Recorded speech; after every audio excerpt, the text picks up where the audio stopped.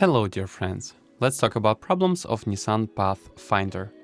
Among the lovers of 4x4 vehicles, the so-called Jeeps, the phrase that only one Jeep is cheap is often heard. I agree that the concept of a light vehicle breaking through more difficult terrain originated from the US auto industry.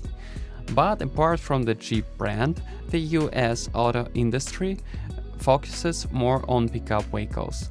On the other hand, Toyota, Nissan, Mitsubishi, Mazda, Isuzu are just some of the manufacturers in Japan who play important roles in the 4x4 world.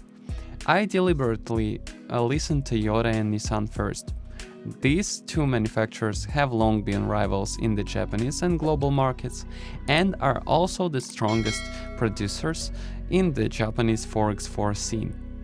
Their model range from small quasi-SUVs to serious 4x4 vehicles that are capable of reaching the end of the world. This fact is important because it indirectly indicates that the hero of our story, the Nissan Pathfinder, was born. We should first look at the fact that Pathfinder with the chassis code R51 2005-2012 is the third generation of this model. The first generation modeled on Toyota and its Hilux/4Runner combination also led to the creation of the first Pathfinder or SUV based on the pickup model D21 chassis. In the second generation, the model for the US market, it was still powered only by V6 gasoline engines and positioned below the petrol, i.e. Armada in the Nissan model palette. In 2005, Nissan expanded its 4x4 range to a large number of vehicles, ranging from the Qashqai to the X-Trail to the Pathfinder, Navara and petrol models. We also have Titan and Armada in the US market along with Pathfinder. The mission of its replacement is to be a more favorable off-roader than the petrol, and yet to maintain its image of a serious vehicle, although there is also a factory making Pathfinders in America, where engines such as 5.6 V8 gasoline are also installed. Here we will stick to the supply targeting to the European market, models assembled in Spain. Pathfinder has its own pickup derivative, Navara. The main difference is in the rear as well as the rear suspension, which is of a different type with the Navara. There were three engines in this generation: the diesel 2.5 YD25DDTi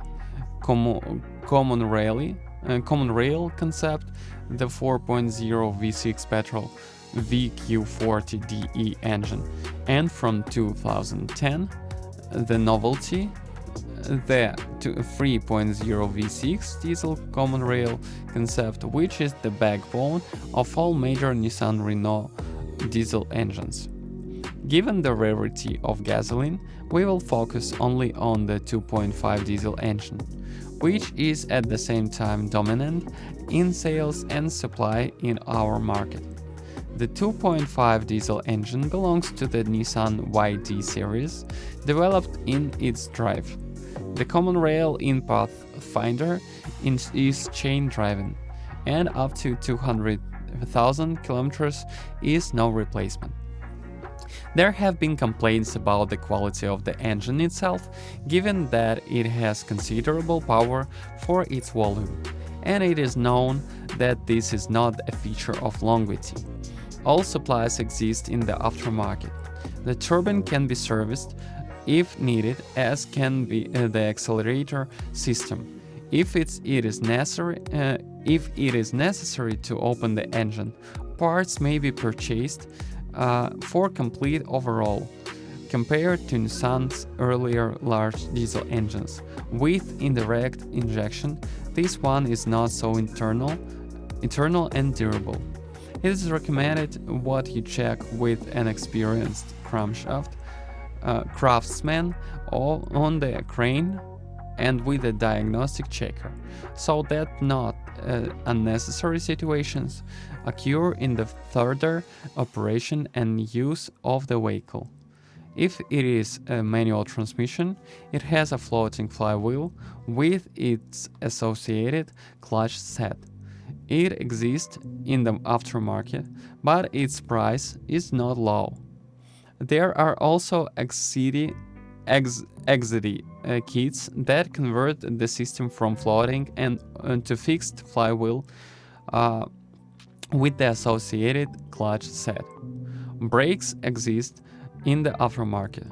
Often the top and bottom walls are changed, but luckily they can also be purchased in the aftermarket. The Pathfinder Sport is also the front bearing of the wheel. It goes along with the hub and the installation of the ABS sensor.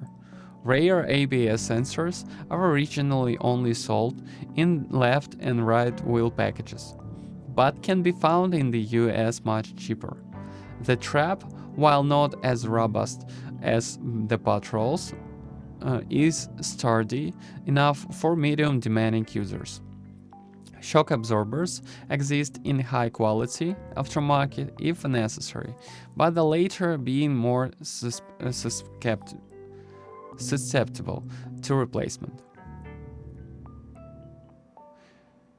Some things, like the little things and plastics, have a very high price because Nissan is expensive when it comes to genuine parts. Admittedly, they are increasingly appearing in the used car market on scrap, but not yet enough to help with an accident. Experience says the Pathfinder is a great combination between an SUV and a Toth SUV with a chassis.